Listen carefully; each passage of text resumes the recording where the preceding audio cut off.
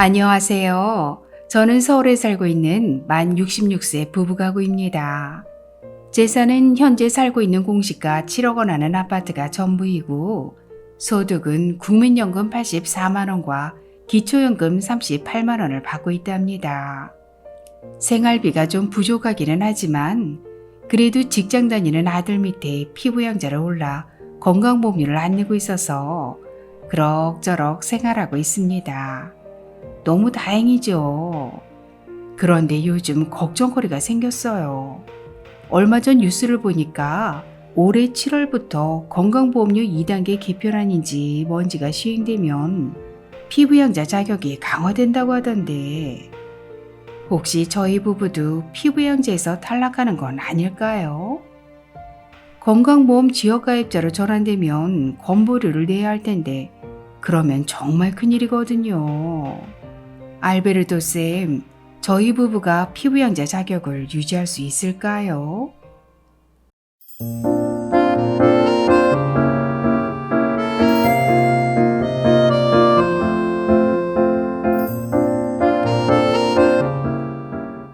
안녕하셨습니까? 행복한 인생의 음악 알베르토입니다. 7월부터 시행 예정이었던 건강보험료 2단계 개편안이 조금 늦춰져서 빠르면 9월 정도에 시행될 예정인데요. 오늘 의뢰인 부부께서 피부양자 자격을 유지할 수 있을까요? 오늘 아주 쉽게 설명해 드리겠습니다.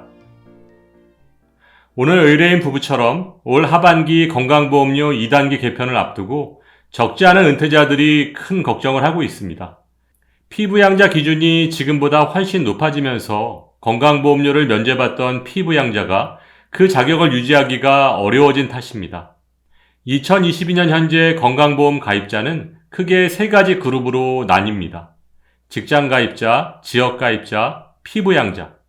직장가입자는 소득에 대해서만 건보료를 부과하는데 회사와 반반씩 부담하고, 지역가입자는 소득, 재산, 자동차에 건보료를 부과하고 본인이 100% 납부해야 합니다. 그렇다면 피부양자는 어떨까요?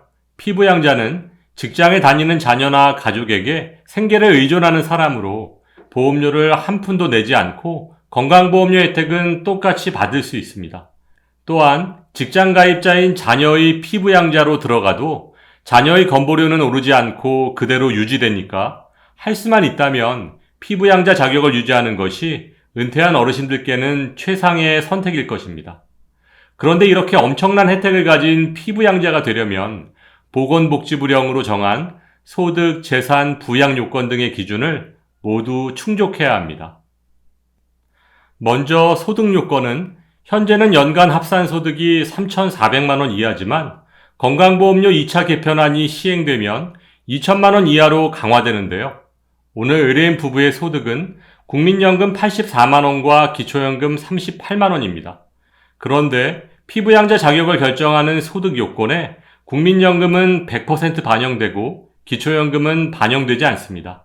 따라서 오늘 의뢰인 부부의 연간 합산 소득은 1,008만 원입니다. 따라서 피부양자 소득 요건에는 아무런 문제가 없습니다. 다음은 피부양자 자격을 유지하기 위한 재산 요건을 한번 따져보겠습니다.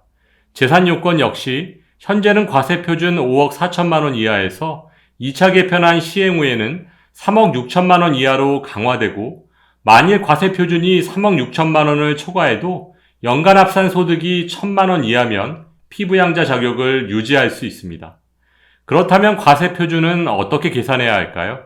과세표준은 토지의 경우 공시가격의 70%이고 아파트는 공시가격의 60%에 해당합니다.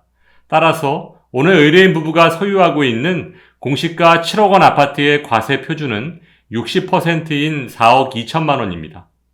그렇다면 의뢰인 부부의 과세 표준 4억 2천만 원은 피부양자 자격 요건인 3억 6천만 원을 초과하기 때문에 연간 합산 소득이 1,000만 원 이하여야 피부양자 자격을 유지할 수 있는데요. 처음에 계산했던 의뢰인 부부의 연간 합산 소득, 즉 국민연금의 1년 합계가 1,008만 원이므로 기준금액 1,000만 원을 초과하게 됩니다. 따라서 오늘 의뢰인 부부께서는 건강보험료 2단계 개편안이 시행되면 피부양자 자격을 상실하게 됩니다. 아이고, 정말 큰일이네요. 피부양제에서 탈락하면 지역 건강보험료를 매달 납부해야 할 텐데 건강보험료를 도대체 얼마나 내게 될까요? 지역가입자의 건강보험료 계산 방법은 소득점수 97등급, 재산점수 60등급, 자동차점수 11등급으로 나눠져 있는 점수를 모두 합산한 후 부가점수당 금액인 205원 30전을 곱하면 되는데요. 먼저 소득은 국민연금 연 1,008만원의 50%인 504만원의 건보료가 부과되므로 소득점수는 281점이 됩니다. 다음 재산은 공시가 7억원 아파트의 60%인 과세표준 4억 2천만원의 건보료가 부과되므로 재산점수는 757점입니다. 따라서 소득점수와 재산점수를 합하면 1038점입니다.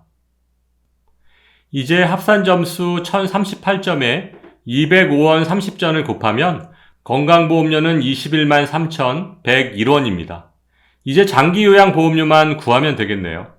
장기요양보험료는 건강보험료 21만 3,101원에 12.27%의 장기요양보험료율을 곱하면 26,147원이 나옵니다.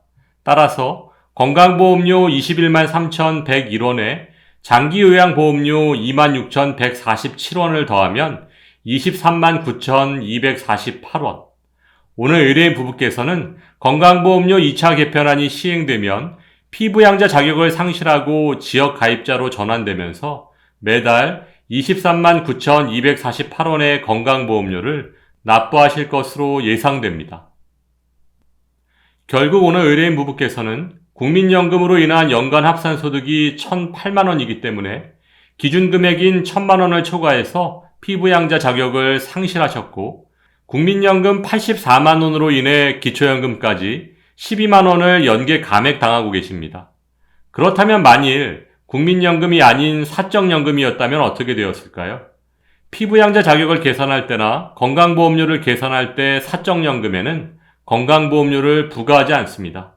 건강보험료는 공적연금인 국민연금, 공무원연금, 사학연금, 군인연금, 별정 우체국연금에만 부과됩니다. 또한 국민연금 연계 감액 대상이 아니므로 기초연금도 감액 없이 49만 2천원을 모두 받으실 수 있었을 것입니다.